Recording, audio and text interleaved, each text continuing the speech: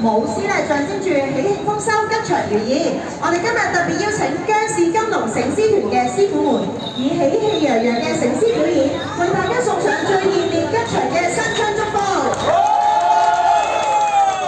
醒獅表演之前咧，我哋首先會進行咧醒獅點睛儀式嘅。事不宜遲啦，我哋咧先請幾位點睛儀式嘅主禮嘉賓嚟到台前準備嘅。首先有請華懋集團資產管理租務部總經理苗宇清女士上呢。跟住我哋有請華懋集團資產管理租務部副總經理佘俊輝女士上呢。以及咧資商工業貨倉有限公司嘅代表張永康 MH 太平紳士 China 有請三位。好啦，見到現場嘅氣氛咧都好熱烈啦，而三位嘉賓咧睇嚟都準備就緒啦。咁啊，醒獅點睛儀式咧亦都即將會舉行㗎啦。我哋事不宜遲，馬上用掌聲同埋歡呼聲歡迎姜氏金龍醒獅團同埋三頭醒獅進場。